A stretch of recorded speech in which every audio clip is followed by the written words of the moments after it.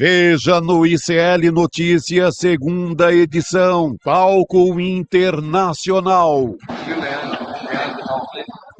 Ao lado de líderes mundiais, Lula lança pacto global contra a fome no G20 e faz crítica velada a Bolsonaro. Votamos em 2022 em um contexto de desarticulação do Estado de bem-estar social. Sob pressão, Milei ameaça ficar fora de acordo contra a pobreza, mas na última hora, a Argentina assina documento. Benefícios bilionários. Em meio à pressão por corte de gastos, governo Lula divulga a lista das empresas campeãs de incentivos fiscais. É importante vocês fazerem essa reflexão, porque o esforço fiscal tem que ser de todos, inclusive de vocês. O ICL Notícias, o veículo mais confiável do Brasil, está no ar.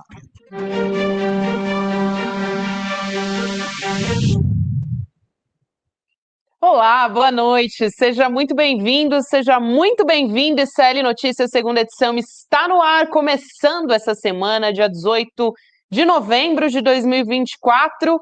Já vou dar boa noite também, além de você que nos assiste pelos canais do Instituto Conhecimento Liberta e Eduardo Moreira no YouTube, na Pop TV, no Rio Grande do Sul, para os meus companheiros de bancada, Rodrigo Viana, Chico Sá, prazer estar com vocês. Boa noite, comunidade, boa noite, Rodrigo, Gabi. Semana importante, hein? Boa noite, Gabi, boa noite, Chico, boa noite para todos que moram nesse país em que a turma da imprensa cobra corte de gasto, mas não paga imposto. Que beleza. O neoliberalismo brasileiro é assim, o cara fica ali o dia inteiro cobrando Estado mínimo, manda esses funcionários públicos embora, e vai lá na contabilidade uma tremenda isenção fiscal. Dá uma isenção aí, é mais ou menos isso que eles passam a vida pedindo. Mas, no G20, que começou hoje, importantíssimo esse evento para alçar o presidente Lula, que é um grande líder internacionalmente também, falou sobre taxação de super ricos. Sim. A contramão disso que a gente está conversando aqui. E também tem outros bafafás aí do G20 que a gente vai tratar. Bafafá é uma palavra que eu não ouvia. Bafafá é muito bom, e vindo de uma jovem, né? Um tremendo bafafá. Se eu falar bafafá, Tá aprovado. se eu falar bafafá, meu Deus do céu, o mundo cai, mas uma jovem pode falar. Aliás, era legal ver uma coluna assim no ICL. Bafafá. Bafafá com Chico Sá.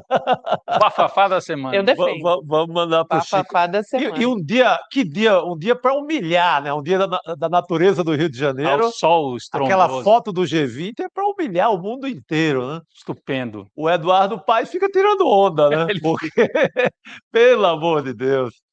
O Eduardo Paes está tirando onda e a gente vai trazer aqui quais foram os principais pontos do discurso do presidente Lula, também o que está em jogo por aí, né? Ele falando sobre desigualdade muito, principalmente, combate também à fome no mundo, que é uma grande bandeira do presidente Lula. A taxação dos super ricos eu acho que é o grande destaque, porque tem gente que não defende, né? Então... só tem, viu? Mas acho que como resultado do G20, acho que por enquanto essa aliança contra a fome, porque sai com algo concreto, um fundo, né? E, Rodrigo, são 82 países. Adesão. E tem mais, eu vi, tem uma série de entidades que não são ligadas diretamente aos governos, mas é muita coisa. E 25 bilhões em caixa, né? De dólares. De dólar. Eu estou só esperando a turma aqui do Estado mínimo dizer não pode fundo contra a fome, porque vai estourar as contas públicas. Né? Eles precisam avisar, porque, Daqui a pouco sai coluna de opinião aí. Vai sair.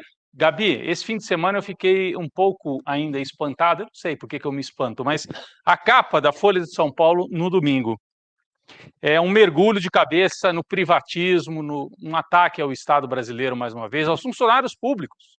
Eu vou trazer aqui a capa da Folha de São Paulo para a gente dar uma olhada. Eles fizeram uma pesquisa, o Datafolha, o que a população acha do funcionalismo do Estado brasileiro. E chamaram esta manchete: 80% defendem demissão de servidores por mau desempenho. Aí você olha e fala, nossa, o povo está detestando, está arrebentando com o funcionalismo público, detesta, né? Porque essa foi malandramente, esse foi o dado que a Folha chamou para a capa, para colar com um editorial, atacando a estabilidade do funcionalismo público. Estabilidade no Brasil é uma anomalia global. Uma anomalia é o jornal Folha de São Paulo, eu diria. Isso é uma anomalia. Não global, anomalia local, municipal. Como dizia o saudoso Paulo Henrique Amorim, a Folha não passa de Resende, porque depois que passa ali Resende, para quem conhece a Dutra, já ninguém mais sabe o que é Folha de São Paulo. Mas então, é um jornal, né, que já foi importante e tal.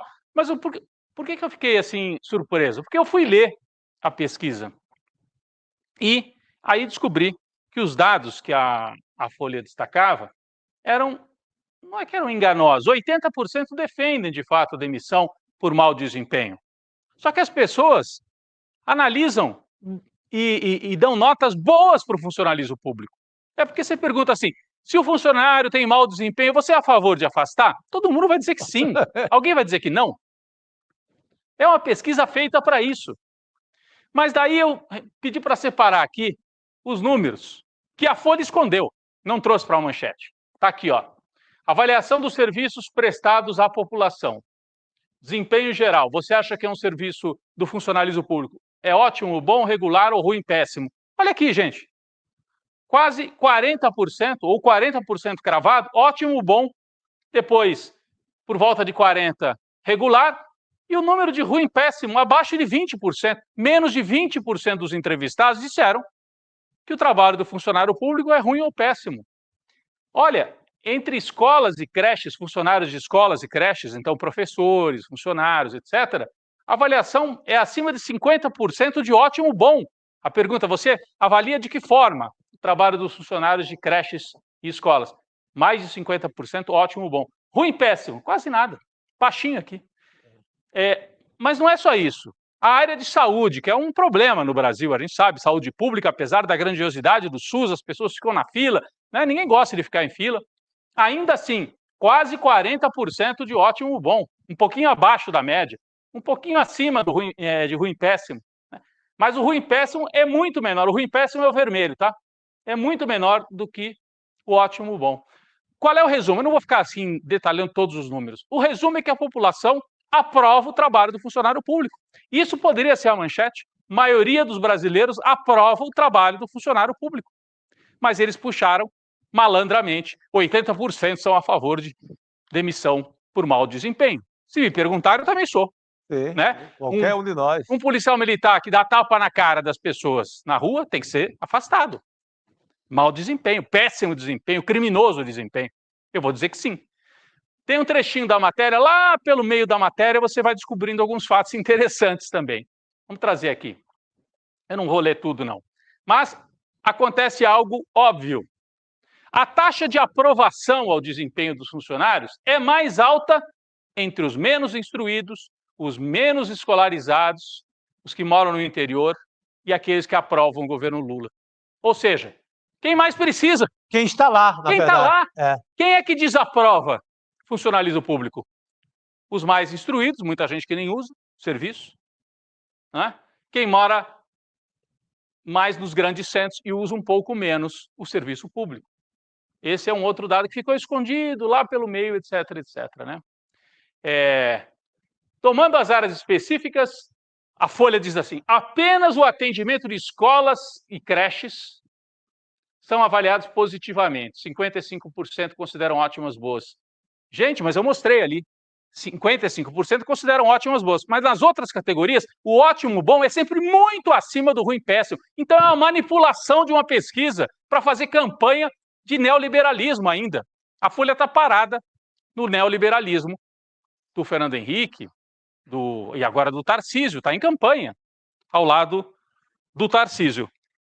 Eles separaram até uma matéria aqui, falando, olha, essa história de estabilidade do funcionário público vem desde a era Vargas, como se fosse uma, sabe, é para dar aquela impressão, é coisa velha. Sabe o que vem desde a era Vargas também? O direito da mulher votar, a CLT, que mais? Salário mínimo. Salário mínimo, o BNDES, a Petrobras, tudo isso vem desde a era Vargas. E são coisas boas. Então, por que vem desde a era Vargas? Eles jogaram assim, sabe? Olha, é uma manipulação absurda, uma campanha, um ataque ao Estado, um ataque ao funcionalismo público também. Ah, porque começou em 1934 e a Carta de 88, né, a Constituição que está em vigor, manteve e até criou novas regras para a estabilidade. Ainda bem que tem estabilidade.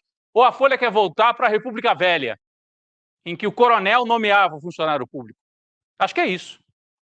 A parte da elite brasileira, especialmente paulista, não se conformou até hoje com a Revolução de 30 e queria voltar para o café com leite, para a república lá da oligarquia.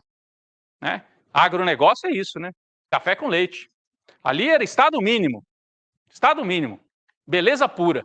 Quem sabe até século XIX. Né? Quem é que falou sobre essa pesquisa também, a manipulação, de certa maneira, da pesquisa? Não é que o Datafolha manipulou os números, eu não estou dizendo isso, mas o trato editorial da pesquisa. Antônio Lavareda, um dos maiores especialistas em pesquisa, não é petista, não é de esquerda, é um técnico, trabalha com pesquisa.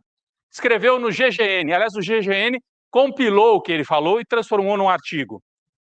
Ele diz o seguinte, o Antônio Lavareda, especializado em pesquisa, ótimas notícias do Datafolha para o funcionalismo público. Os defensores de uma reforma administrativa podem argumentar de tudo, menos que a maioria dos brasileiros desaprova o serviço público. Ele foi ler os números, como eu fiz. Aliás, eu tinha lido. Quando eu vi o texto do Lavareda, eu falei, estou em boa companhia. Estou em boa companhia, porque ele fez uma análise técnica e falou, a Folha destacou tudo menos o que interessava, que a população aprova e apoia o funcionalismo público. Alguns trechos da fala do Lavareda, um dos maiores especialistas em pesquisa no Brasil. Né? Ele traz aqui, apesar de reportados com preocupação explícita de alinhamento com o editorial de primeira página, os números obtidos pela competente equipe do Instituto Datafolha não deixam margem a dúvidas. A maioria da população aprova o desempenho geral dos funcionários públicos. 40% ótimo bom, aliás, 41%, 40% regular e só 18% de ruim péssimo. Então, onde é que está a desaprovação? Não tem. Porque se você pegar um pedaço do regular e somar com 41%, que vê como ótimo bom o trabalho do funcionalismo, tem aprovação, especialmente daqueles que mais precisam, diz o Lavareda. Vamos para uma próxima página aqui, dar uma passadinha rápida na fala dele. E eu queria... isso aqui ele desenvolve essa ideia dos números e tal. Quem tiver interesse está no GGN, que é o site mantido pelo Nassif, enfim, e está lá todo o resumo dessa matéria que eu estou falando. E o número 3, a próxima tela. Né? Quanto aos achados da pesquisa sobre atitudes e opiniões dos brasileiros, eles parecem predominantemente benignos para o funcionalismo. Entre os 71% que se dizem favoráveis à reforma administrativa, devem estar 56% que defendem a estabilidade dos servidores, para lhes garantir um bom trabalho. Esconderam isso também, que a maioria quer estabilidade, mas com a possibilidade de você, eventualmente, afastar. Isso já existe. Você abre processo administrativo e afasta um policial, um corrupto, um policial violento. Isso já está previsto. Agora, o que a Folha quer é acabar com estabilidade. É ataque neoliberal. É impressionante. É impressionante. Bom, trouxe isso aqui porque no dia de hoje o presidente Lula, lá no discurso do G20, falou de um monte de coisa. A Gabi já trouxe um pouco aqui um resumo, né, Gabi? Falou da taxação dos super ricos, fundo contra a fome. Mas sabe o que o Lula falou também? Ele disse o seguinte, a globalização neoliberal fracassou no mundo. Frase do Lula. Que é voltando aqui à Folha, será que a gente pode botar aquele editorial de primeira página, a capa da Folha de São Paulo de ontem, que é assim, é o retrato da elite paulista e brasileira. Defenderam demissão de funcionário público, o fim da estabilidade. Eles ainda estão no neoliberalismo do Fernando Henrique Cardoso, ou do Collor, sabe? E aí o Lula vem e diz, a globalização neoliberal fracassou. Tem que avisar essa turma. Eles estão ainda com um programa totalmente vencido. E ao fazer dar esse destaque para esse programa, eles se apoiam também na extrema-direita. Eles dizem, não, nós somos liberais, moderados, mas eles empurram a extrema-direita, usam a extrema-direita para tentar colocar esse programa de pé. Bom, o Lula, além de dizer que a globalização neoliberal fracassou, se encontrou com um monte de chefes de Estado. Daqui a pouco nós vamos trazer mais detalhes sobre isso. Eu queria só aqui na abertura, Gabi, chamar a atenção para algumas imagens que eu achei muito curiosas lá de hoje, né? A diferença do encontro do Lula com o Macron. Olha a hora que o Macron chega para o encontro com o Lula. Efusivo, cenas de amor explícito, hein, Gabi? Lembram aquela vez que o Macron teve na Amazônia? Parecia assim um casal, né? Recém-casado e tal. É um book, né, de casamento. Olha lá, de novo. Vamos. Isso, olha lá, olha a imagem. Vai, Macron. Olha que efusivo, é um abraço, um carinho tremendo. E daqui a pouco vocês vão ver o contraste com a maneira como o Lula recebeu o Milei. Aí ele trocam afagos e tal. Não chegaram a ser tão explícitos quanto naquela vez lá na Amazônia. A nossa equipe separou, né, as cenas daquela outra visita do Macron. Isso aí foi cinema francês puro, né? Essa cena. Novela vague, cinema romântico francês. Olha lá, o pessoal dos Galãs até fez essa postagem, né? Call Me By Your Name, né? Que é um filme romântico. Não é francês, mas é um filme. Comédia romântica e tal. Olha lá, os dois encantados. Olha isso, Gabi, você separou essa imagem. Gabi... Essa é sensacional, né? A mãozinha dada, o olhar no horizonte. O amor está no ar. É curioso, porque o Macron também é um liberal, assim, de esquerda ele não é. Mas também não é um Milei.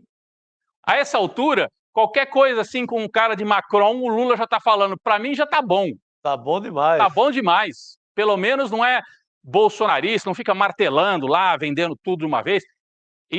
Então essa é a maneira como ele recebe o Macron no Brasil. Agora vamos ver como é que o Lula recebeu o Milei hoje, voltando ao Rio de Janeiro. Então isso aqui foi o Macron, aí o Milei. Olha lá. Fechou a cara, de longe, nem encosta. Não chega muito perto, Milei. O corpo fala, vê, até o Milei até vai mais ali. O Milei vai e o Lula fala, não precisa chegar não, meu querido. O corpo e a face, né? Incontinência facial Exatamente, total. O Lula segura a coluna ali e vai...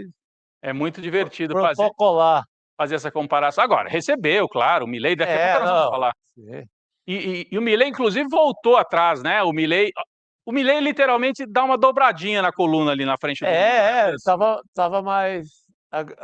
assim, agradável ao Lula do que o Lula a ele. Exatamente, porque o Milei ameaçou, Gabi, não aderir a esse Fundo Internacional de Combate à Fome. A Argentina, não vamos entrar nisso. Porque ele quer ser diferentão, não porque o Brasil que está fazendo, que está propondo, não está fazendo sozinho, está propondo. Aí um sujeito que nem o Macron, que não é de esquerda, adere. E o Milei, não vou aderir. A Argentina ia ficar sozinha nisso, ia ser vergonhoso. É um fundo contra a fome, gente.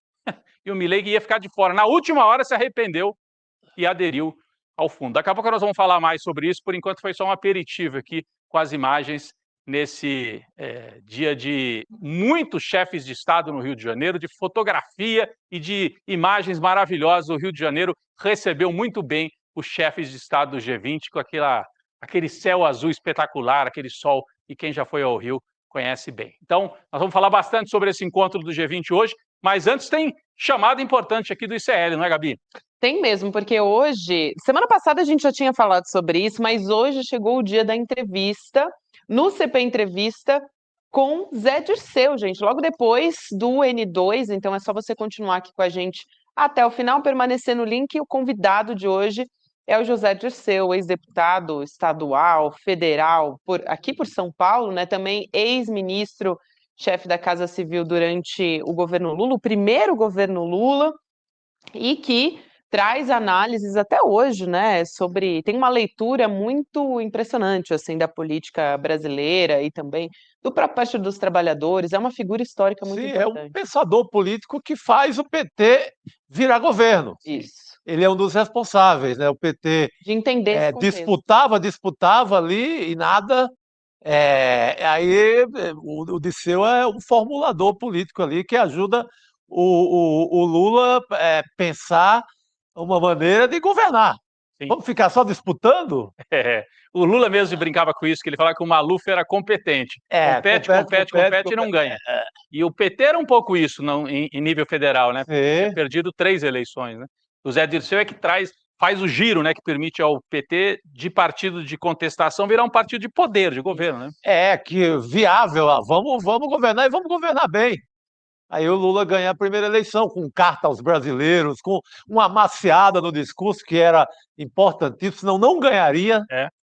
Vamos dizer a real, não ganharia. Com um marqueteiro que soube vender uma esquerda que combateria a fome, que atacaria os problemas sociais, e foi aí que ganhou a primeira eleição. Então desculpa, Gabi, cada vez que a Gabi vai falar, a gente fala mais um pouquinho. Não, é que o Zé Dirceu é importante por essa história no passado e pela capacidade de análise no presente, como você que é muito importante nesse nosso contexto político. Aí a gente tem um trechinho dessa entrevista para quem quer acompanhar, ter um gostinho do que vai vir por aí agora, depois do Estado de Notícias segunda edição. Vamos acompanhar, então.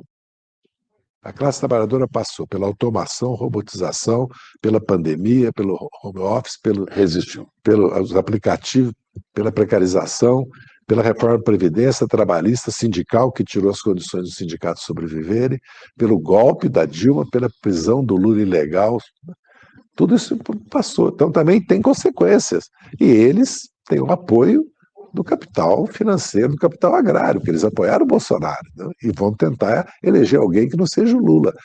E nós não temos maioria no parlamento. Então as condições que nós governamos, às vezes eu falo, é quase um governo impossível. Mas o Lula está realizando. Mas está no poder. Esses 2 anos, nós vamos dar um balanço esses 2 anos, certo?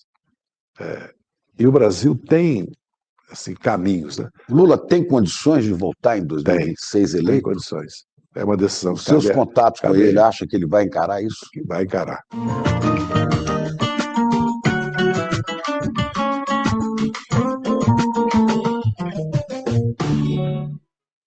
Excelente, hein? E o Chico, excelente entrevistador. Nossa. Então a gente tem aí frases do Dirceu, né, histórias do Dirceu que eu diria que são inéditas, apesar dele ter uma longa Não, história. tem autocrítica, pedem muita autocrítica, tem, viu? Aviso a vocês, e tem de uma maneira muito inteligente. É isso. E tem também histórias da vida pessoal do Zé Dirceu, né? O Chico Pinheiro traz muito isso. Ele tem procurado fazer isso nas entrevistas todas, né, do programa, então é divertido também por esse lado, para quem tem curiosidade sobre política, né? Acompanhar a entrevista 7h30, né? Acabou aqui o 7h30. N2, Só começa. permanecer no link. É isso aí. Ficar no link É acompanhar. diretaço. Parabéns aí para toda a nossa equipe, né, que tem feito assim entrevistas brilhantes aí mesmo. no CP Entrevista.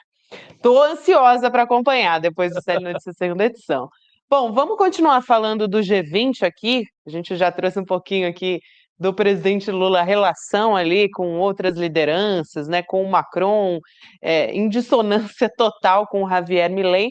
Mas hoje, como a gente tem comentado, é um dia importantíssimo para o presidente Lula, para a nossa política internacional também, com a abertura do G20, é um grupo de países com as principais economias do mundo, está acontecendo lá no Rio de Janeiro. Tem líderes de 19 países, né, que compõem o G20, e as 19 maiores economias do mundo, como eu disse, mais a União Europeia. Por isso que é 20, né? 19 mais a União Europeia. E o presidente dos Estados Unidos, Joe Biden, marcou presença lá. Também a gente tem da China, Xi Jinping, a gente mostrou aqui o Emmanuel Macron, da França também, e o Javier Milei, da Argentina, um pouco, estava ali meio deslocado, junto com as Mas ele fica ali lideranças. deslocado, viu, Gabi? Mas a turma dele está fazendo negócio lá embaixo. Sim. Nas salas, porque a gente vê ali o retrato político, né? São fotos e etc., mas tem uma turma que trabalha para valer, que são os técnicos, os economistas, a equipe de governo de todos esses países, e a Argentina está fazendo bons negócios, aliás. O Brasil garantiu uma compra de gás volumosa aí, que vai render um bom dinheiro para os argentinos. Então, não é também assim, veio para bagunçar o coreto. Está lá a turma dele fechando negócio, que ele não é bobo, né? É isso, Chico. E também, a gente já falou que o presidente Lula lançou essa aliança global contra a fome e a pobreza, que tem sido o principal assunto, talvez, destacado. Essa é uma proposta brasileira, por isso que é tão importante, com a adesão de 82 países, esse fundo que a gente já comentou aqui, de bilhões, né? E na fala, a gente vai começar aqui a falar um pouco sobre o discurso do presidente Lula, né? Ele deu uma alfinetada, não poderia perder essa oportunidade, deu uma alfinetada no Bolsonaro, só que ele, como de costume, ele não citou o nome, né? do ex-presidente Bolsonaro. Ele disse que o Brasil saiu do mapa da fome em 2014 e depois voltou em 2022, que foi durante a gestão Bolsonaro, durante o governo de Bolsonaro. Então, ele estava falando isso num contexto de desarticulação do estado de bem-estar social no Brasil, e a gente tem justamente o trecho dessa fala do presidente Lula. Vamos assistir. Vamos lá. Conseguimos sair do mapa da fome da FAO em 2014, para o qual voltamos em 2022, em um contexto de desarticulação do estado de bem-estar social.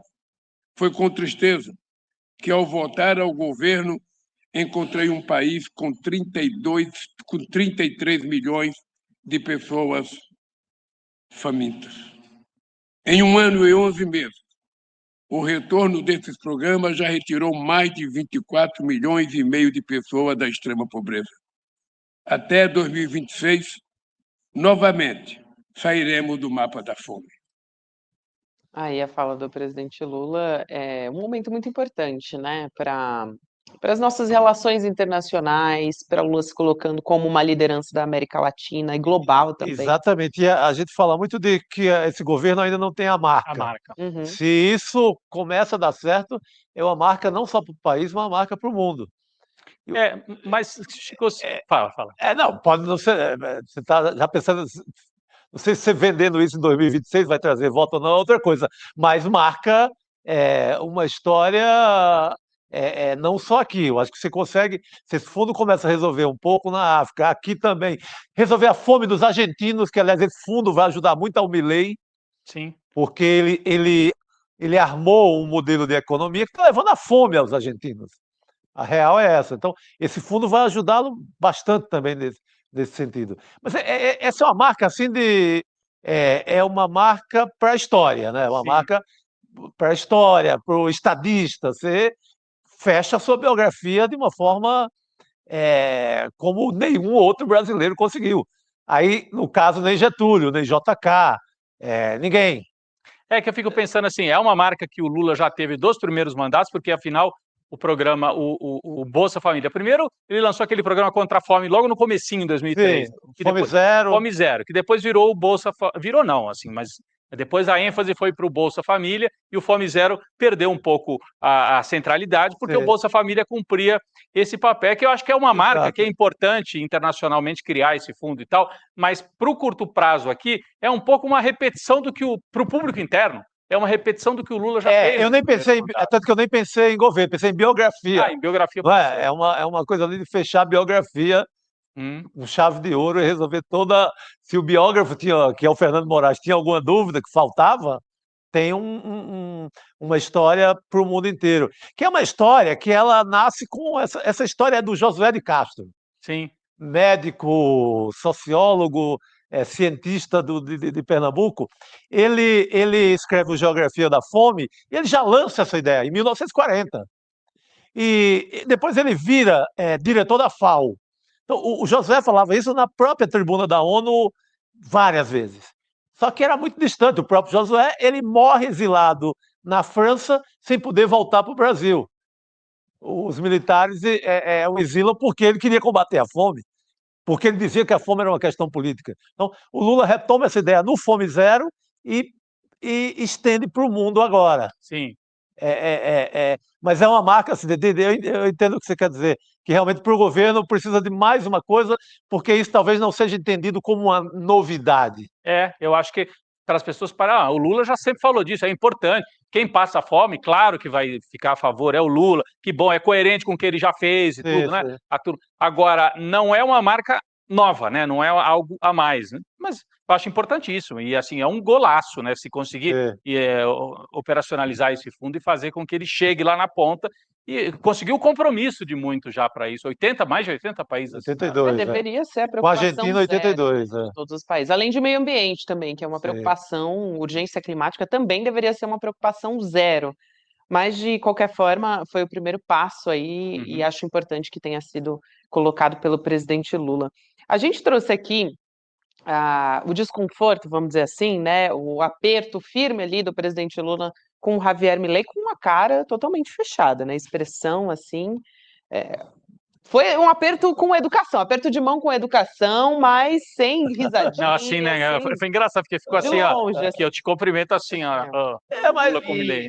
Foi firme, vai, a gente tá Com a abacalhando. Gabi eu não faço. A Gabi Mas se não gostasse do Lula mesmo, fosse uma questão mais de algum ódio e tal, não teria vindo. Mesmo sendo uma. Não é só do Lula o G20, mas poderia não ter vindo. Não estava aí, estava fazendo negócio. Assinou atrasado, né, Chico? Assinou atrasado. Ficou feio, mas assinou. Olha lá, olha a inclinadinha que ele dá, ó. Olha a inclinadinha do Milei. Ah, isso aí é bonito, hein? O Página 12 vai colocar isso amanhã, eu espero, na capa. O jornal argentino. Né? Essa distância. O Lula repetiu um pouco, né, guardadas as proporções, do que o Putin faz. Quando o Putin não quer muito papo com quem vai visitar, ele põe naquela mesa que tem uns 50 metros. Uma mesa que é um hectare, né, de mesa. Aí quando é a Dilma e tal, aí põe a Dilma bem do ladinho ali, pô, né? Mas assim, o que o Chico falou, o corpo fala também, né? O corpo fala e, bom, também essa postura do Milei do país, né, da Argentina, porque o Milei está representando a Argentina ali e assinou atrasado, vamos dizer assim, esse documento pela Aliança Global contra a Fome, e isso causou um constrangimento internacional. O Lula discursou, eram 81 países que tinham assinado até então, e aí a Argentina entrou depois, né, porque acho que realmente pegou muito mal. E o presidente Milei também foi um dos últimos a chegar ao G20, então chegou atrasado também, não é só isso.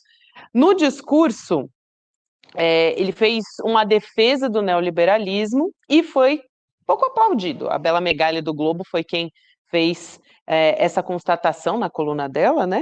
Ele chegou a dizer que o neoliberalismo, abre aspas, o Milei, né? Sim, retirou milhões de pessoas da miséria. Onde que ele viu isso, Gabi? Olha, gente, não tem nenhum exemplo. Onde que retirou milhões de pessoas da miséria? Fonte, voz da minha cabeça. Voz da cabeça Talvez dele. Os cachorros dele. que conversem com ele. Agora, a Folha de São Paulo, nesse caso aqui, tem uma montagem muito interessante.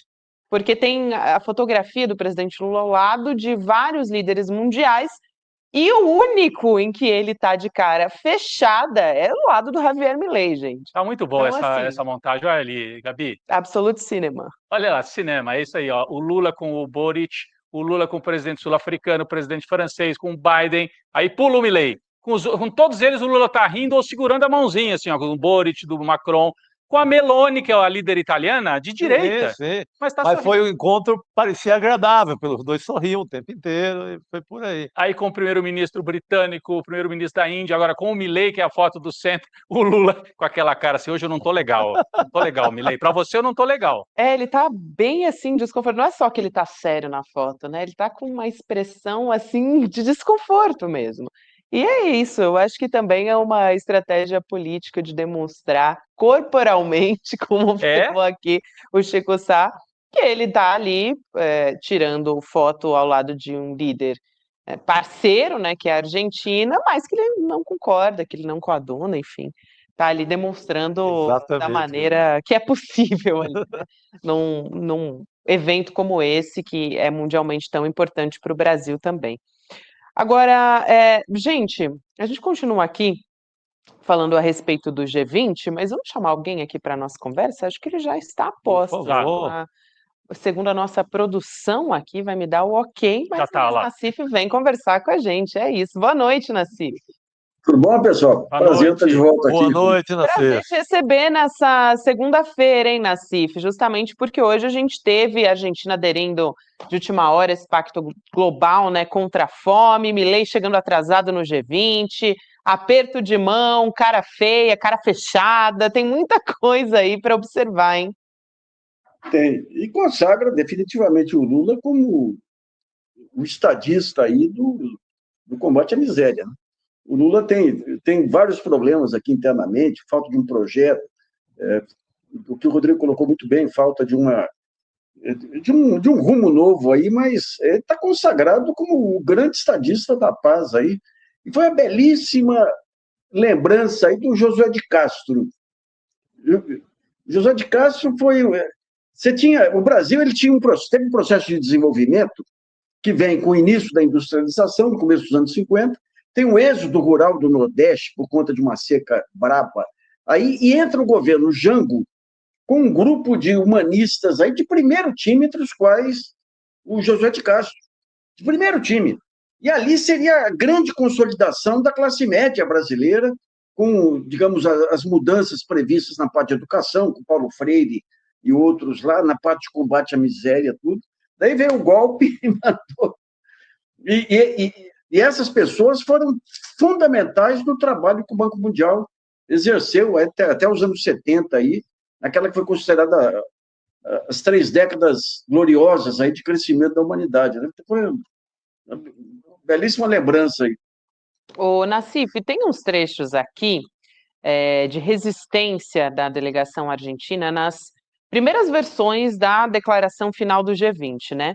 Quais são essas partes? E aí a gente destacou, a nossa equipe destacou aqui alguns trechos, mas onde se fala de igualdade de gênero, de taxação dos super ricos e também de desinformação. A Folha separou alguns trechos também, que a gente traz aqui, com a Argentina apresentando reservas. Quais são esses trechos? Então, vou dar uma lida aqui. O nosso comprometimento total com igualdade de gênero e empoderamento de todas as mulheres e meninas. A Argentina apresentou reservas.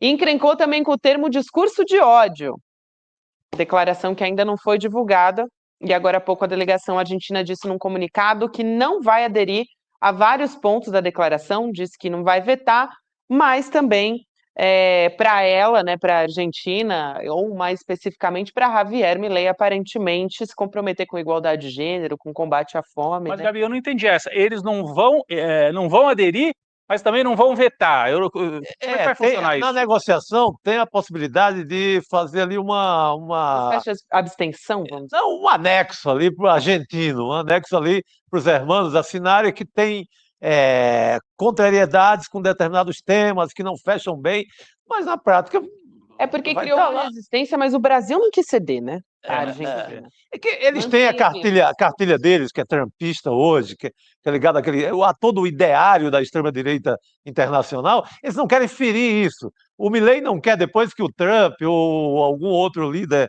da extrema-direita chega e diz, pô, cadê você, pô? Na hora H você foi a favor de que homens fossem iguais a mulheres? Pô, a gente não é dessa turma. Oh, tá traindo. Está traindo a causa. Então, é nessas circunstâncias que nasce essa contrariedade aí dos argentinos. Quer dizer, do presidente Milei. Tem que levar em conta que os principais adversários da direita argentina foram as mulheres, né? A Evita e agora a Cristina Kirchner. Então, para ele é muito. as mulheres argentinas, eu sou filho de argentino, eu tenho tias argentinas aí que eu sei como é que são. São brabas. Muito bom. É isso. Tem também, a gente estava falando aqui a respeito do G20, a gente teve uma espécie de esquenta para o G20, vamos dizer assim, né? No fim de Começou semana, né? no final de semana, isso na verdade começou no final da semana passada. Mas antes do G20 começar, no sábado, a Janja, a gente falou sobre isso até no ICL Notícias primeira edição, sobre as declarações da Janja, muita repercussão nas redes, a fala dela sobre o Elon Musk, principalmente durante o G20 social. Vamos assistir esse trecho a respeito da fala da Janja sobre Elon Musk. Vamos ver. Pessoas, para tirar pessoas de dentro da água, a gente teve que combater a desinformação. A gente arriscou, as pessoas arriscaram a vida de pessoas fazendo aquilo. Está levando à morte. Então, era essa consideração que eu queria fazer, que esse tema a gente colocou aqui no CRIA. Alô? Uma buzina de navio. Elon Musk. Eu não tenho medo de você, inclusive. Boa! Fuck you, Elon Musk.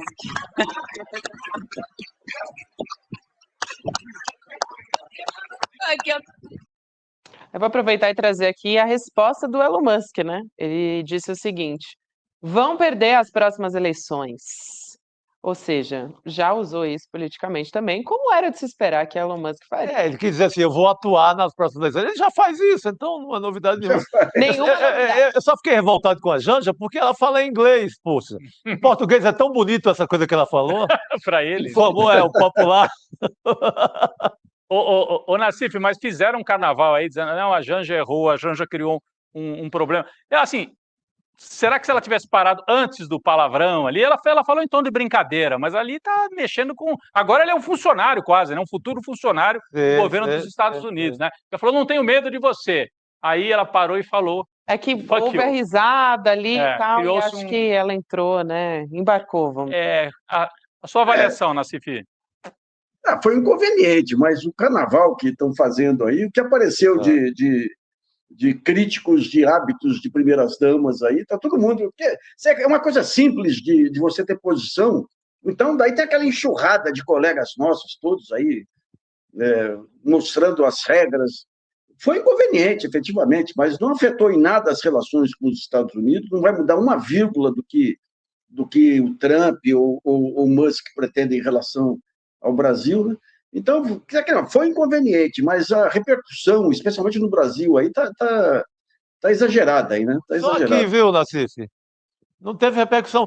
Eu acho que eu entendi a coisa, assim, acho que foi inconveniente, poderia ter evitado, óbvio. Eu também acho que devia ter parado na frase anterior. E tudo bem, mas eu acho que essa coisa coloquial do fuck you, o gringo usa mais, o americano, o inglês, é mais normal. Como o carajo argentino é mais normal no mundo latino-americano inteiro. E virou até slogan do Miller.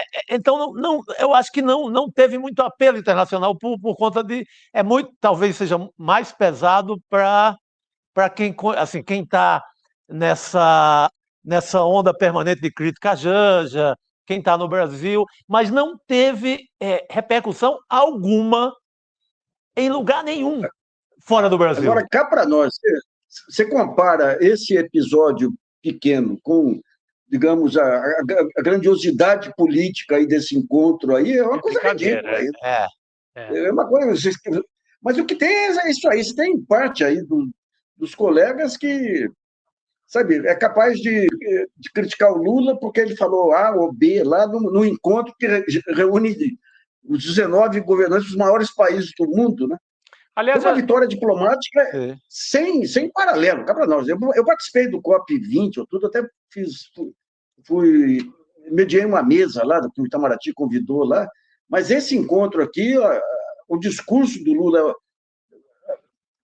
o pacto que foi assinado, aí mesmo que seja retórico, grande parte, aí, porque você tem as diferenças políticas e tudo, foi um feito diplomático e um feito individual do Lula, efetivamente. O Lula e o Papa são os dois grandes estadistas da paz mundial em um mundo que está perto de uma conflagração. Não é pouca coisa, não. Eu acho também, gente, tem uma coisa importante aí, que acho que o Nassif que ressaltou, que eu acho importante, né? Que a repercussão, ou foi o Chico, de quando homens se posicionam. Tudo bem, a Janja não tem um cargo político, né? Não é um cargo, é um posto de primeira-dama, e, enfim, a gente teve diferentes perfis de primeira-dama ao longo da história do Brasil. Mas a gente não tem, por exemplo, a repercussão quando o ministro do Trabalho, que aí sim é governo falando, diz para trocar alface por chicória, né? Que é uma declaração de um homem que está no conceito do governo. Isso eu acho sim que deve ser colocado, né? Pega, por exemplo, Gabi, quando o Bolsonaro ele esculhamba a primeira-dama francesa. Não teve a repercussão aqui na mídia brasileira, como teve agora a fala da Janja. E ele era a maneira que ele foi deselegante, sem educação, canalha, cafajeste com a primeira-dama da França, com a mulher do Macron. Não teve a repercussão que teve agora. Então, é nessa história.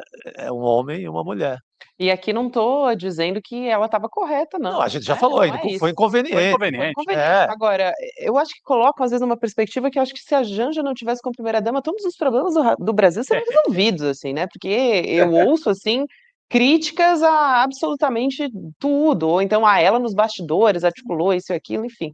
Eu acho que é um pouco excedido, assim, as críticas. Muita gente pegou birra, né, em Brasília, dentro do próprio governo, né, Nassif? Pegou uma birra, ela foi eleita ali, pegaram uma birra, uns têm o ciúme por conta lá do jogo de poder, outros pegaram uma birra, e todos eles juntos, óbvio, que pelo fato de ser mulher. Sim. E tem muita gente lá que atribui a ela, digamos, uma certa anomia do governo Lula, é exagerar demais, né? uma pessoa com a história do Lula, com 80 anos de experiência e tudo aí, ser influenciado pela esposa dele. E tem muito tema que ele não entrava, que ela começou a entrar lá e trouxe ele, essa questão da igualdade de gêneros e tudo. O Lula ele tinha um pouco aquela visão um pouco machista lá, que foi amenizada aí.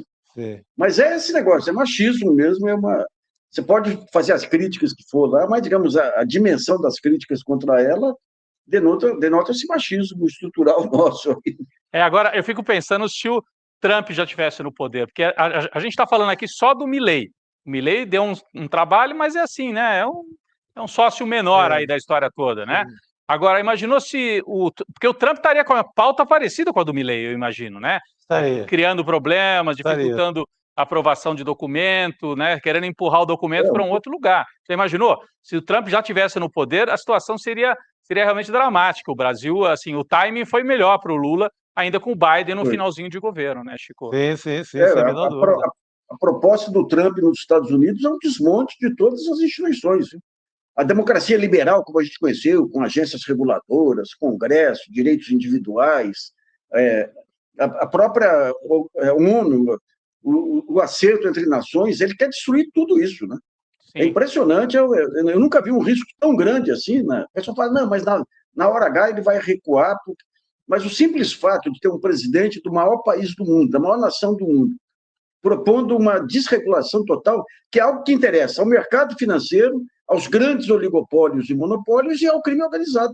São os três que se juntaram aí para apoiar Bolsonaro, quando veio a Associação dos Rifles dos Estados Unidos, a máfia dos jogos, né? E quando você pega o Brasil com esse aperto orçamentário, de repente falta dinheiro para a Polícia Federal, falta dinheiro para o TCU, falta dinheiro para a universidade. Então, digamos, esse aperto que o mercado está dando com essas previsões de taxas de câmbio e tudo aí, está dentro dessa lógica aí de desmonte do conceito de Estado Nacional. E o Lula representa fortemente essa ideia do Estado como um amenizador aí das desigualdades. Né? Então, eu acho que o que fica mesmo, quer dizer, a foto, né? Eu estava até pedindo para o pessoal colocar aqui a foto, porque a gente está falando da Janja, do Elon Musk, mas isso aí é nota de rodapé do rodapé do rodapé, né? O que fica mesmo é a foto que o Chico falou, absurda, daquela paisagem maravilhosa, além de tudo, né? Além do peso político de uma foto com 20 chefes de Estado ali em frente ao Pão de Açúcar. O que fica é a China chegando com força total, que vai ficar, tem a visita depois do G20 também, vai fechar negócios assim como nunca fechou. Já vem daquele porto do Peru que ali já amedronta um pouco o Império Americano, né? Você tem tem um momento em que a China já tem mais negócios na América Latina do que os Estados Unidos. Então o que vai ficar é esse tipo de coisa. Na grandeza histórica vai ficar isso. A China, a Índia, né? Esse peso todo. Não, esse é o problema. Quando você pega o país que tem mais parceiros comerciais, é a China. Quando você pega o país que tem mais parceiros bélicos, é os Estados Unidos. Então, você tem dois estilos aí, e um país que investe na diplomacia do canhão está em decadência, né? Esse que é o medo que dá aí, né? É isso. Posso trazer aqui uma outra pauta que eu acho importante? Por favor. Discutir, né? Porque o Ministério da Fazenda publicou uma lista de empresas, gente, que recebem benefícios fiscais do governo federal. Olha que importante isso, porque é uma divulgação que é inédita aqui no Brasil e está acontecendo em meio à pressão, né, que o governo Lula está sofrendo para reduzir os gastos públicos, principalmente em programas tipo Bolsa Família, o BPC, né, o Benefício de Prestação Continuada também. Esta lista que a gente vai mostrar aqui está sendo acompanhada do valor que cada empresa recebeu de incentivo de janeiro até agosto desse ano. Então, só o agronegócio, para a gente ter uma ideia, fica com 18,7% desse valor. E aí a gente vai ver aqui a lista completa, a gente já está mostrando aqui na tela das empresas, 10 empresas, tá? Que mais receberam benefício fiscal. Então, a gente está vendo aqui a BRF, que é uma empresa de alimentos em primeiro lugar, depois a Seara, a Aurora Alimentos também. Aí vem Globo Comunicações, que é uma empresa de comunicação. As 3 primeiras, estou falando aqui de empresas de alimentos, né? Depois, a Companhia do Metropolitano de São Paulo, quer dizer, nosso metrô, né? Estatal de transporte é o nosso metrô aqui de São Paulo em quinto lugar. Depois vem a Accenture, que é uma empresa de tecnologia. A MPD, que é uma empresa de engenharia, também. A EC, Centro de Contatos, que é uma empresa de teleatendimento, em 8º lugar. Em 9º lugar, Atento Brasil, empresa de atendimento ao cliente. E em 10º lugar, uma empresa de logística, que é a Log20. Olha só, também chama atenção para o número, né? Para a quantia ali. Em primeiro lugar, né? Se puder voltar para a página anterior. 480, olha só. Essa grana é só janeiro ou agosto, né? Janeiro ou agosto. Então, mas o importante é pegar a lógica original da isenção. O que era? Era permitir para aquelas empresas brasileiras que estivessem ameaçadas pela importação, devido àquela crise, ter condições de competitividade. Você pega as 10 empresas aí, nenhuma está ameaçada pela competição.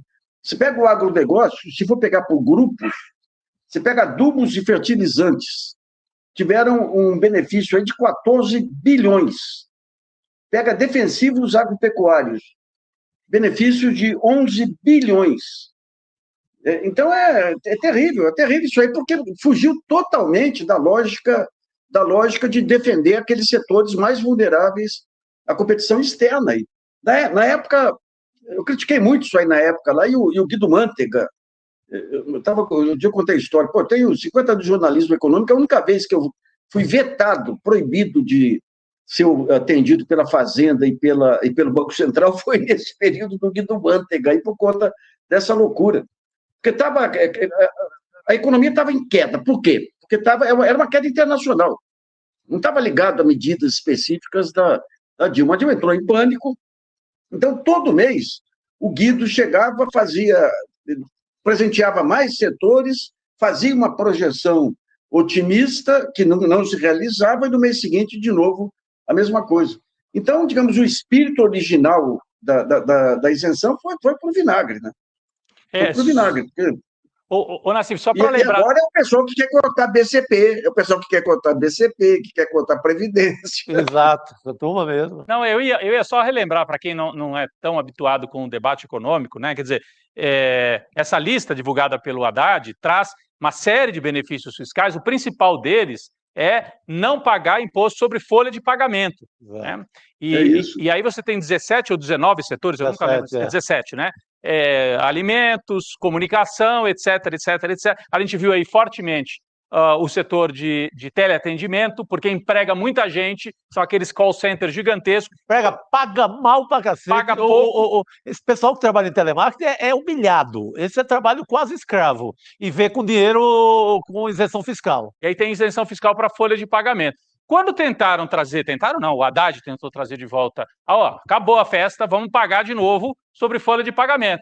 Virou uma gritaria. Por que virou gritaria? Porque os principais setores que receberam esse benefício é de comunicação. São as empresas de comunicação. Não é só a Globo, não. Aliás, a gente tem a lista. Vamos colocar a lista só da área de comunicação das principais empresas de comunicação? Olha aí a festa. Globo Comunicações, 150 milhões de reais de isenção de janeiro a agosto de 2024, gente. São quase 10 anos dessa festa. E a Globo, veja bem, não pode não, porque nós geramos emprego e tal, e tem que cortar o benefício para o aposentado que ganha um salário mínimo. Exatamente. Em segundo lugar, o UOL, Chico, depois, o UOL, o Grupo Folha, o UOL, está dividido em várias partes ali. O número 2 é a empresa Compass UOL, que é de inteligência artificial, 30 milhões de isenção. Você descer um pouquinho, o quinto lugar, Universo Online, que é o UOL, 17. Desce mais um pouquinho, o oitavo lugar é a empresa Folha da Manhã S.A., 9, quase 10 milhões de isenção. Se somar tudo, bateu em 57 milhões, o Grupo Folha na mão do Luiz Frias. Então é Globo, somando tudo, a Folha e o UOL são o segundo.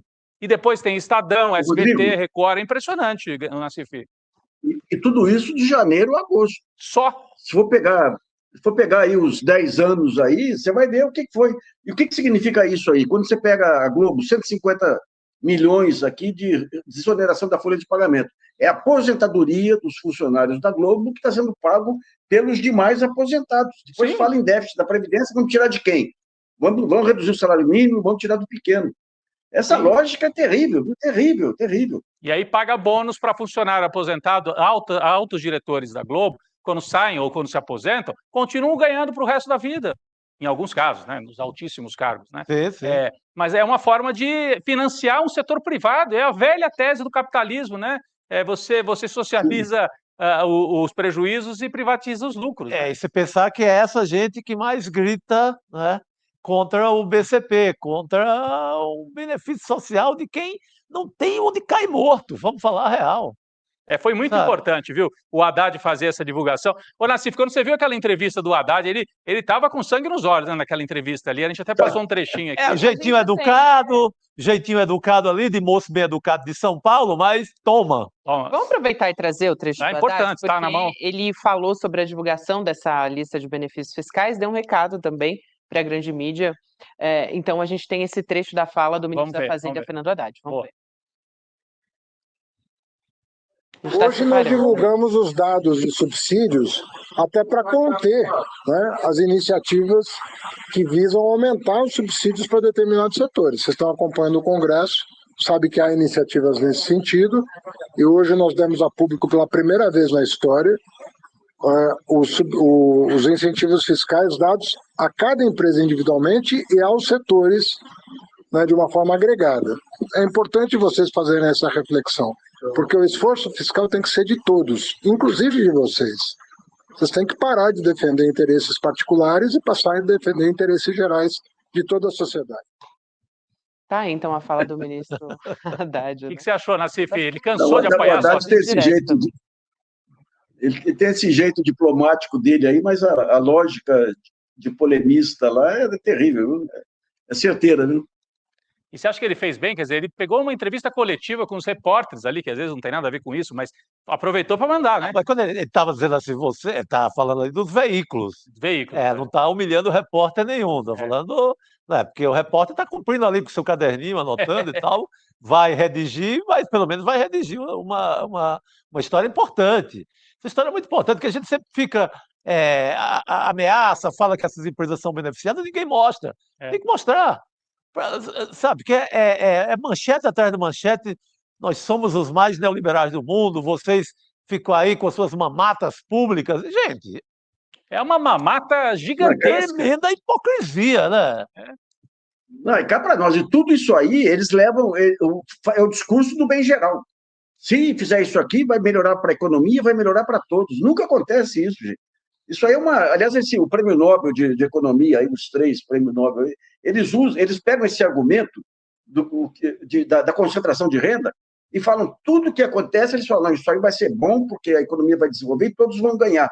Daí a economia desenvolve e só ganham os que estão no andar de cima, como se diz aí. Então, essa lógica, você pega os editoriais da Folha, Estadão e Globo, parece que é o mesmo editorialista que faz, é terrível. É terrível, como se os esbanjadores fossem os mais pobres. O BCP, gente, e vem com esse negócio da racionalidade. Tudo bem, você tem que racionalizar, você pode melhorar e tudo, mas o que eles querem são valores, independentemente de como vai se chegar. Quer cortar o velhinho lá que vai morrer de fome? Que corte, porque isso aí vai melhorar para todos. Essa história de melhorar para todos é uma retórica malandra. Falando nesses cortes, né? O Ricardo Capelli, que é presidente da Agência Brasileira de Desenvolvimento Industrial, ele fez uma sugestão de que o governo corte os 50 bilhões de reais, tirando 10% do valor gasto com as empresas. A gente tem aqui a fala dele na rede social. Vamos ver o que ele escreveu exatamente? 546 bilhões, a gente vai colocar aqui na tela, tá? 546 bilhões em benefícios fiscais para os mais ricos. O mercado, e aí ele usa mercado entre aspas, pede um corte de 50 bi. Tá fácil. É menos de 10% dos benefícios que os mais ricos recebem. É muito importante essa observação.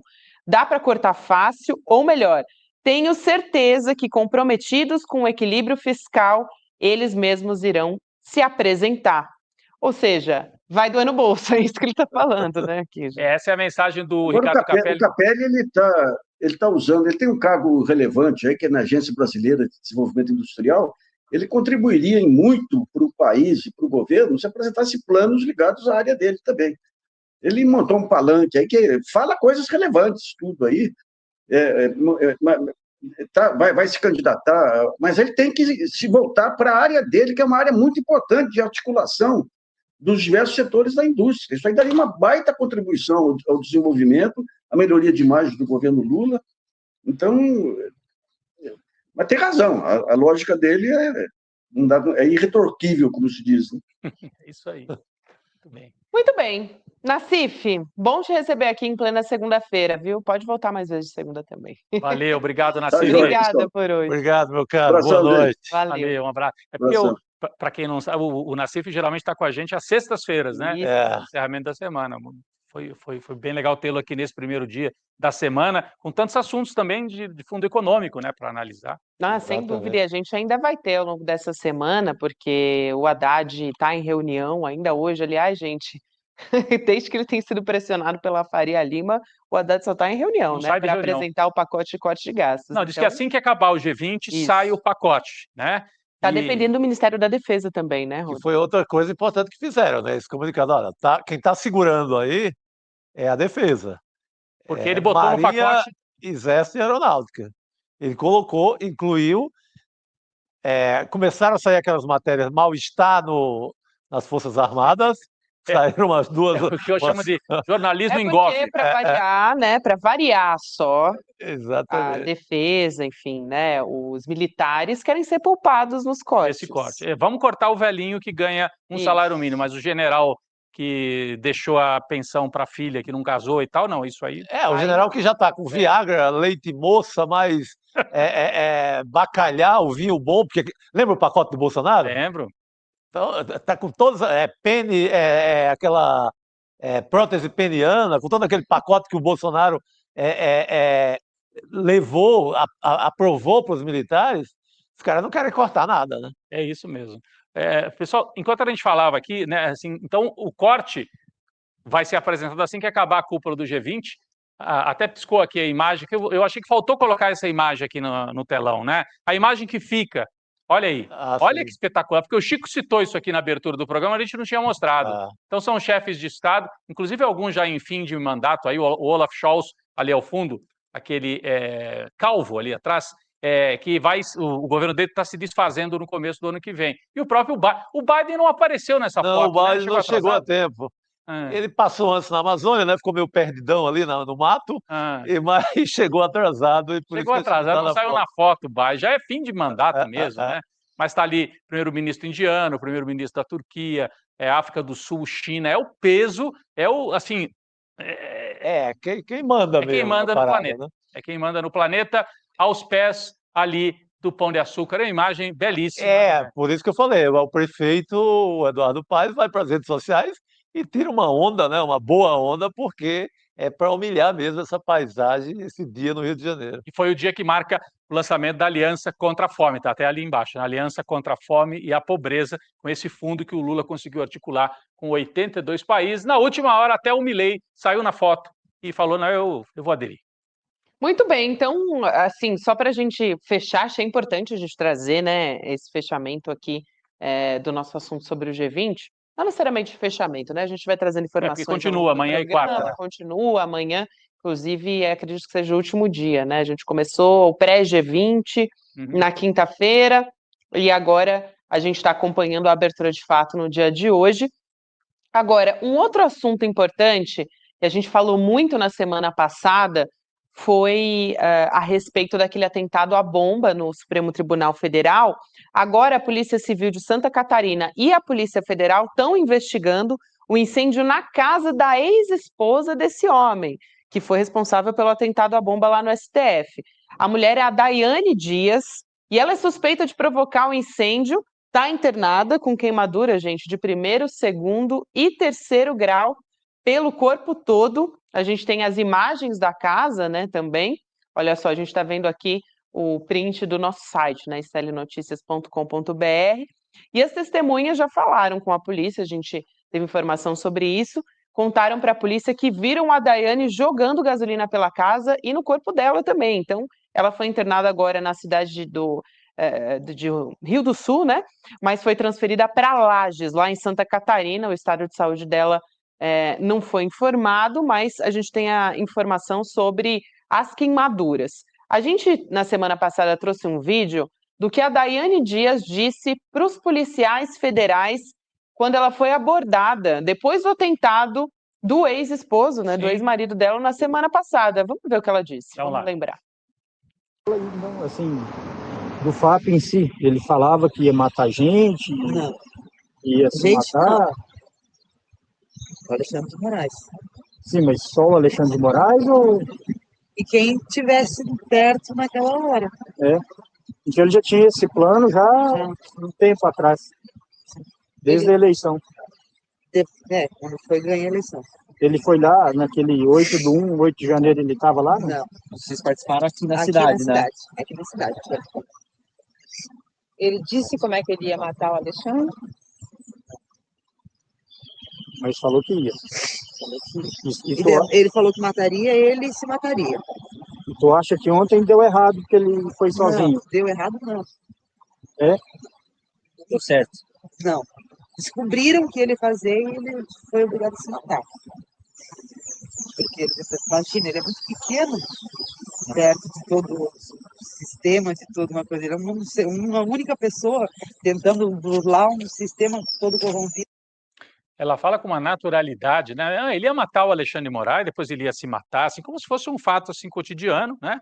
Então foi a fala dela aos agentes da Polícia Federal na semana passada. A gente podia voltar com a fotografia da casa do Vanderlei, do Francisco Vanderlei, queimada, só para explicar uma coisa.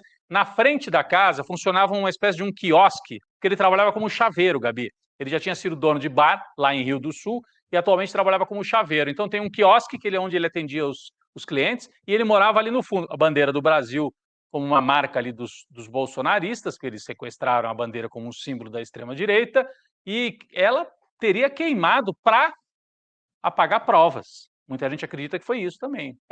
Porque foi onde o ex-marido morou e ela também morou ali nessa casa. Então, eu acho que porque ela não mora mais lá, eles estavam separados. Isso. Eu acho que ela ficou com medo, Chico, que, pode ter alguma coisa comprometedora contra mim também, e meteu fogo em tudo ali.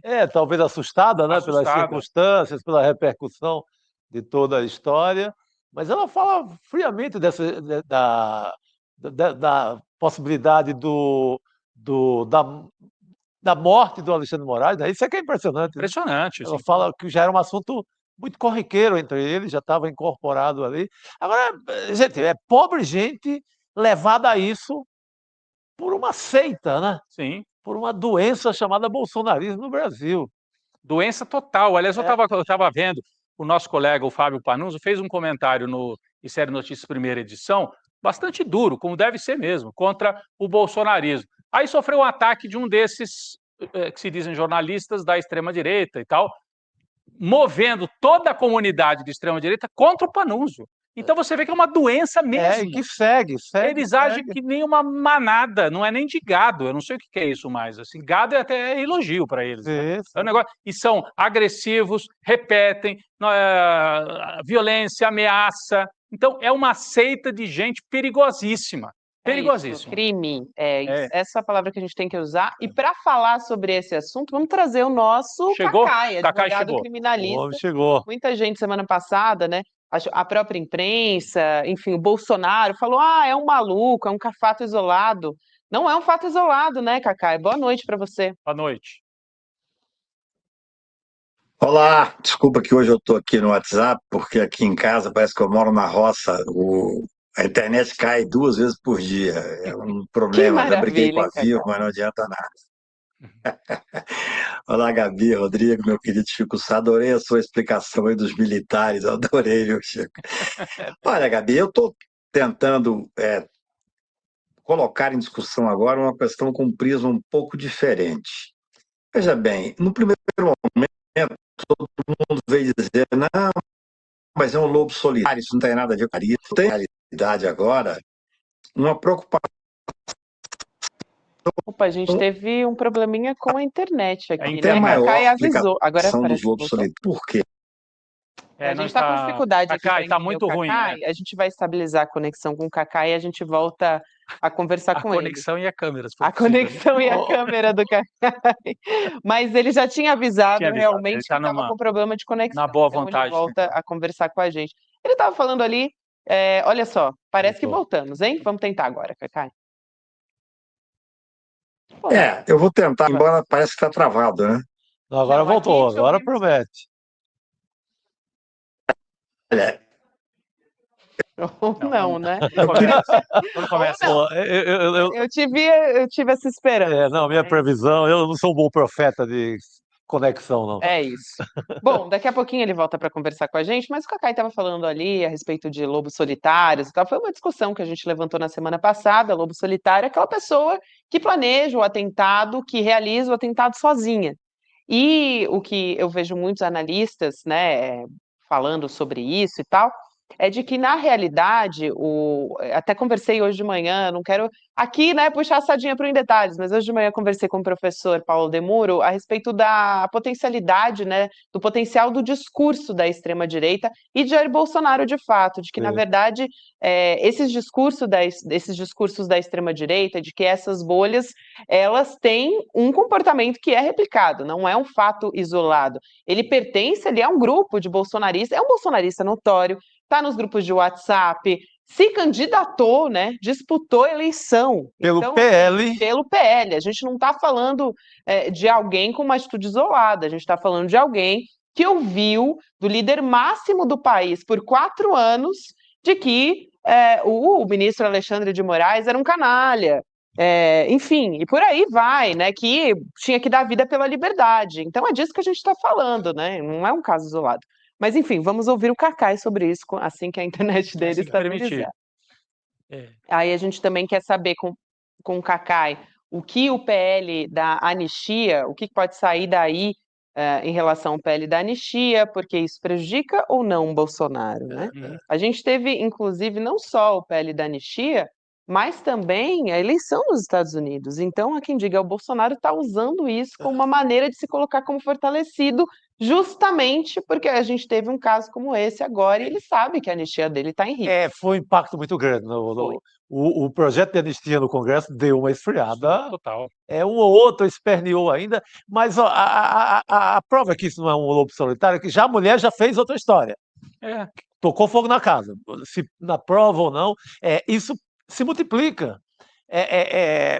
Não dá para fazer um cálculo de quantas pessoas poderiam repetir essas cenas parecidas, mas milhares.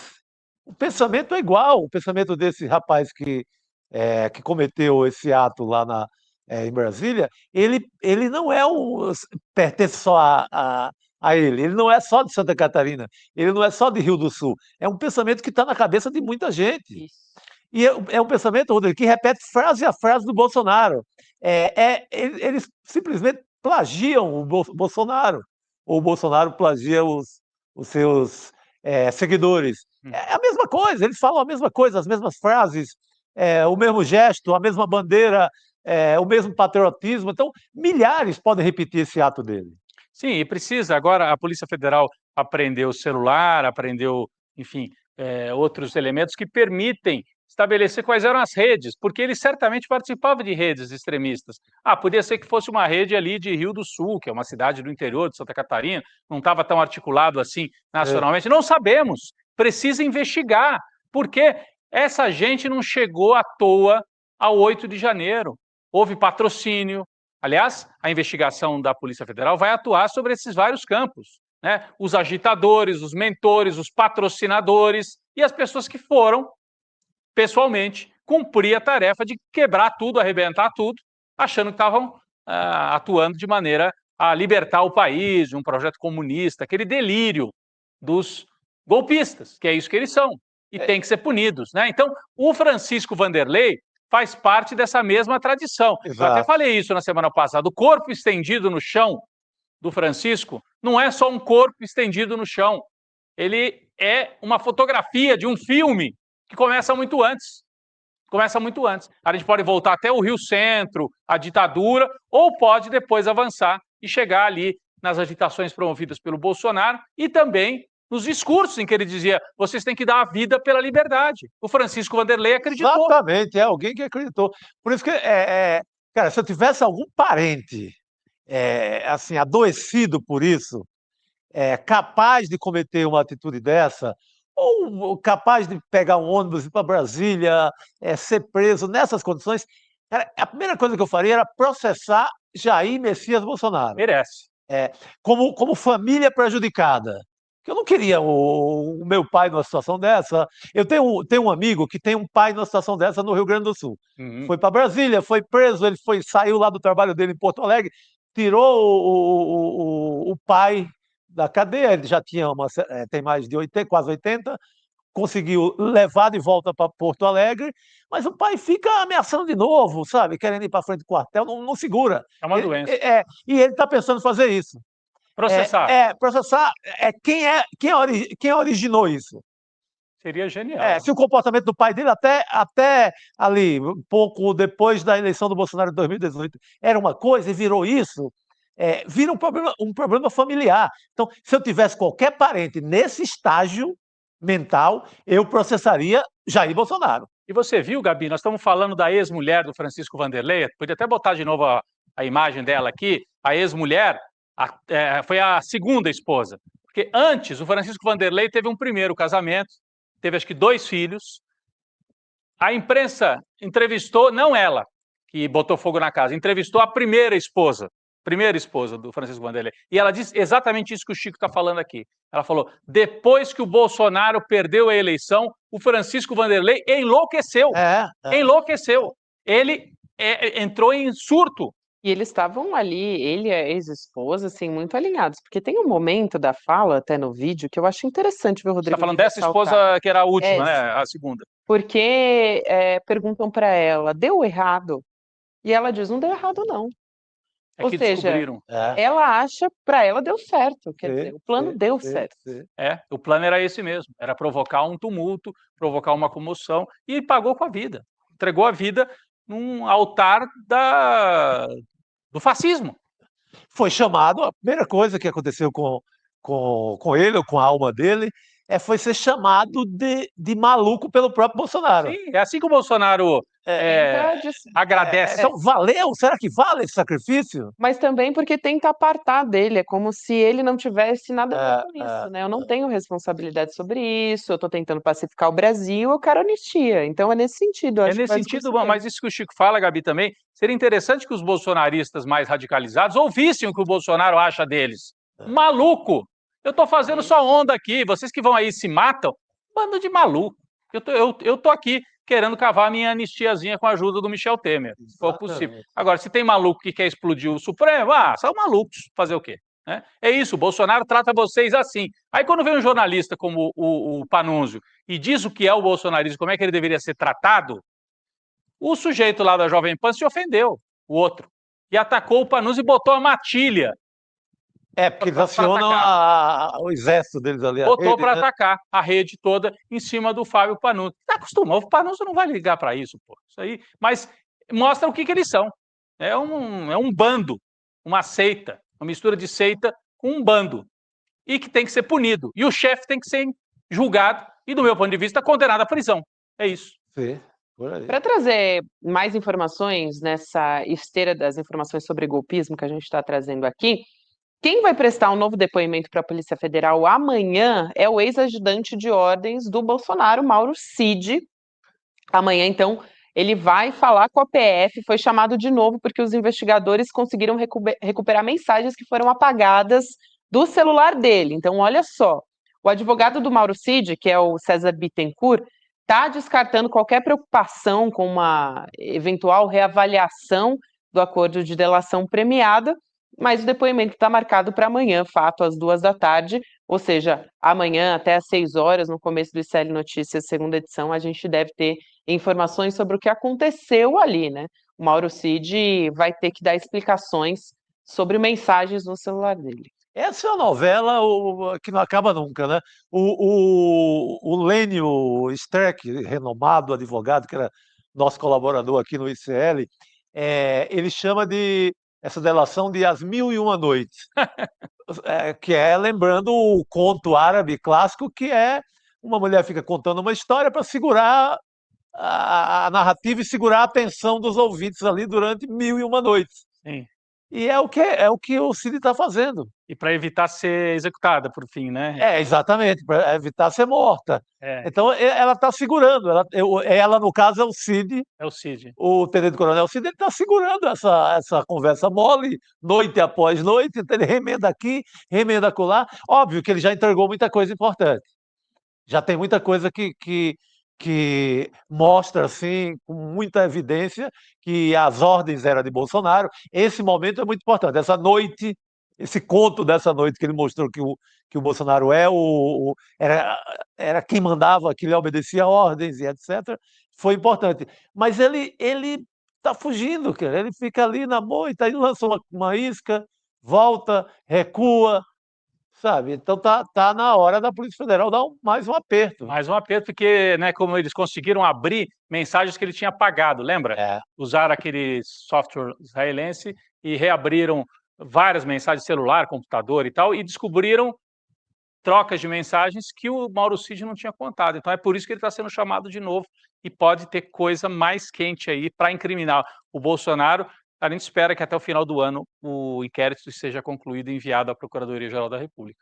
É isso. Gente, eu quero dar um recado do Cacai aqui. Cacai? Porque, né, a gente estava tentando conversar com ele, vocês viram que ele teve problema de conexão com a internet. Ele falou, olha, Gabi, que pena, né? Pede para dizer, diga aí, por favor, que a responsabilidade é da Vivo, que ele já caiu muitas horas ontem e hoje também. Então, ele se queixa com muita razão. Ó. Pô, Vivo, vamos melhorar aí. O Cacai precisa falar com o seu público, seu gigante público. E ele está falando de Brasília, não é que ele está no sítio dele, né? No interior do interior, é em Brasília, né? Exatamente. Ali mas perto o do Cacai lago. vai voltar, viu, gente? O nosso chat aqui pergunta também. Cacai volta para conversar com a gente numa outra oportunidade. Hoje não, né? Hoje não, mas numa outra oportunidade ele volta. O Cacai que sempre cobra do Procurador-Geral da República, no que eu aproveito para boa noite, Gonê. O Cacai sempre cobra, vamos resolver essa parada. Seja para um lado, seja para outro. Esse vácuo, esse buraco aí que está sendo deixado em relação a Bolsonaro, isso faz mal ao país. Sim, sem dúvida nenhuma. É isso. Então a gente continua tocando os nossos assuntos por aqui. Tem um outro caso, gente, que assim, para dizer o mínimo, é lamentável, né? O caso dos estudantes da Faculdade de Direito da USP que foram hostilizados, estudantes negros, por estudantes de Direito da PUC de São Paulo. O caso aconteceu durante uma partida de handebol, para quem não sabe, no interior de São Paulo, em Americana, e uma aluna foi apontada como uma das autoras dessas ofensas, né? Ela foi demitida do escritório de advocacia onde ela era estagiária. A gente tem o vídeo do momento em que os estudantes da PUC estão xingando os alunos da USP de pobres e cotistas. O que não é sendo xingamento. racistas, né? O que não é xingamento. Isso. Não é xingamento. É crime. É. Vamos assistir.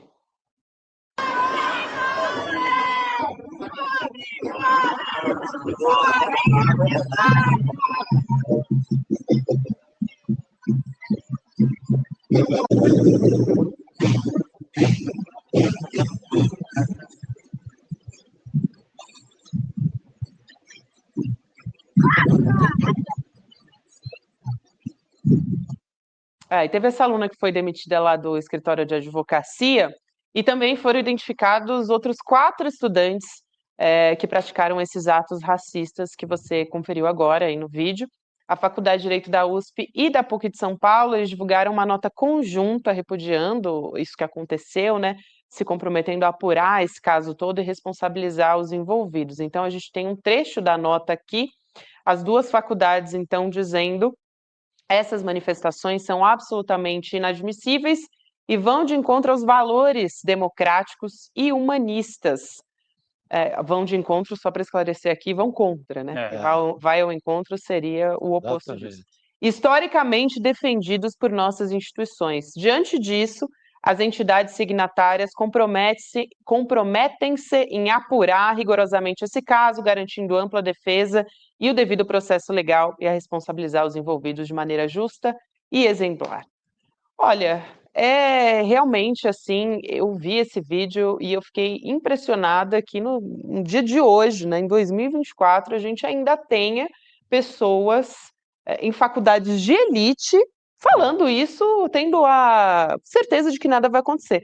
E, felizmente, a gente tem tido respostas rápida, rápidas. como desse escritório onde... Tanto do escritório quanto da PUC, né, Gabi? Porque a PUC, ela teve um papel fundamental, a PUC de São Paulo, no final da ditadura, quando muitos professores tinham sido afastados da USP pela ditadura. A PUC, na época do Dom Paulo Evaristo Arnes, foi a universidade que acolheu vários professores importantes. Então, ela tem historicamente um compromisso com a democracia, com os direitos humanos.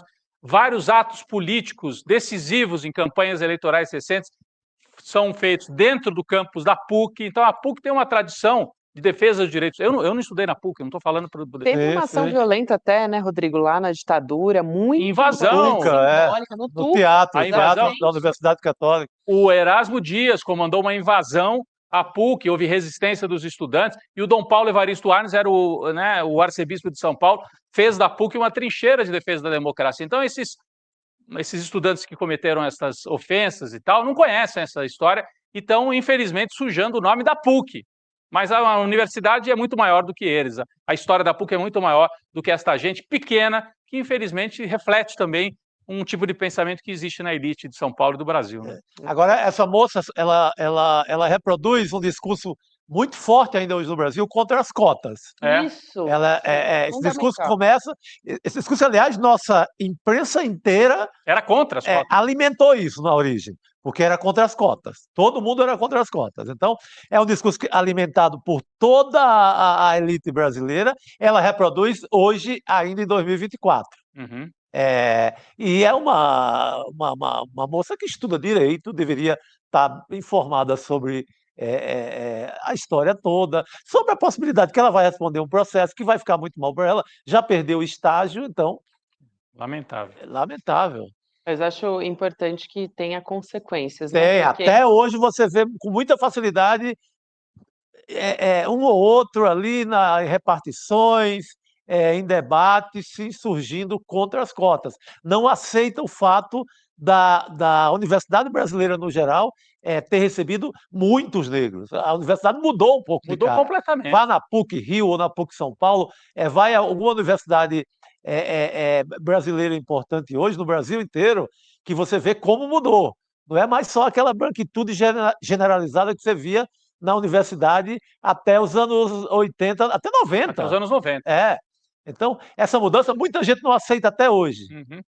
E isso está refletido nessa imagem que nós acabamos de ver. Estava vendo aqui no G1 também, só para atualizar essa informação, que outros escritórios também já demitiram esses identificados. Os outros ali. Aí que cometeram os atos racistas. Então, resposta rápida aí, vindo contra esses alunos, né? Para que a gente tenha a resposta ao racismo, que é crime. É isso. Não, e que eles mudem de mentalidade. Agora foram castigados, né, de alguma forma, que mudem a mentalidade, estudem mais. Vamos mudar um pouquinho de assunto, gente, para pelo menos terminar com uma boa notícia aqui. A gente vai estrear novidade aqui, chegando no ICL, a nossa pós-graduação ICL, em parceria com a FESP-SP, a primeira escola de Sociologia e Política do Brasil. Importantíssimo, a gente se prepara para esse curso que vai ter a cara do ICL, que vai ter professor né, de primeira linha, ajudando você a transformar a maneira como você enxerga os problemas do país. Então, a gente ainda não vai revelar, né, qual vai ser o curso, mas a gente já sabe que tem um passo importantíssimo em relação à revolução na educação que o ICL está sempre se propondo a fazer. Então, vamos ver o recadinho do Eduardo Pereira a respeito disso? Vamos lá. O ICL vai lançar uma pós-graduação com os melhores professores e professoras do país, por um valor quase que simbólico e cheio de vantagens para quem já é membro do ICL. Fato ou fake? Pois é, difícil de acreditar, mas é fato. E é mais do que isso ainda, em parceria com a FESP, uma das maiores escolas do país, onde estudaram Darcy Ribeiro, Sérgio Buarque de Holanda, Florestan Fernandes. É isso mesmo, pós, reconhecida pelo MEC, é o próximo passo da revolução do ICL. Para você participar do lançamento, sabendo quais são essas pós, quais são os professores e professoras e as condições para você se inscrever e já no começo do ano que vem começar a cursar essa pós-graduação, dia 28 de novembro, uma quinta-feira, às 8 horas da noite, a gente vai estar junto para saber dessas novidades. Participe do novo passo da revolução. Rapidinho só, Gabi, o interessante desse curso, dessa parceria, a FESP é muito tradicional. É uma escola de Sociologia e Política. Florestan Fernandes, só digo isso. Florestan Fernandes estudou lá, se formou lá. Então, tem muita tradição. E aí você junta a tradição, né, da FESP com a inovação do ICL. Um junto com o outro. Excelente. Vai dar um caminho muito interessante. Muito bom. Então, dia 28 de novembro, quinta-feira, a partir das 8 horas da noite, o Eduardo Moreira e o Gessé Souza vão estar ao vivo aqui para te contar todos os detalhes sobre a pós, disciplinas, o formato do curso, enfim, tudo isso. Acho que eu vou fazer esse negócio. Hein? Não, queremos todos. Quero dar mais uma estudada, não, mas é uma área, eu sei, eu não vou dizer o tema da história toda, mas é uma área que me interessa muito. Legal. Vem ao vivo com a gente, então, garante sua vaga em icln2.com.br para saber as condições para fazer essa matrícula, né, para participar junto com a gente. A partir de agora, você acompanha o CP Entrevista com o José Dirceu. Então, é só permanecer aqui no link para acompanhar essa entrevista a partir de agora, que também eu estou ansiosa, vou terminar o programa aqui, já vou correr para acompanhar. É isso. Boa noite para todo mundo. José Dirceu. Rodrigo Viana, Chico Sá, amanhã estaremos de volta. Amanhã tem mais. Até amanhã. Valeu, pessoal. O mundo está um caos, à beira do abismo. E poucas pessoas sabem explicar o porquê dele estar um caos. O ICL tem uma grande novidade para vocês. No dia 28 de novembro, uma quinta-feira, às 8 horas da noite, a gente vai lançar o próximo passo da nossa revolução. A pós-graduação reconhecida pelo MEC do ICL. Uma parceria com a FESP, uma das maiores escolas do país, onde estudaram Florestan Fernandes, Darcy Ribeiro, Sérgio Buarque de Holanda e tantos outros nomes. Para você saber quais cursos serão oferecidos, as condições e os professores que irão ensinar as matérias, o encontro é no dia 28 de novembro. Mas já pode comemorar, porque é um passo que todo mundo estava esperando que fosse dado pelo ICL. Vambora!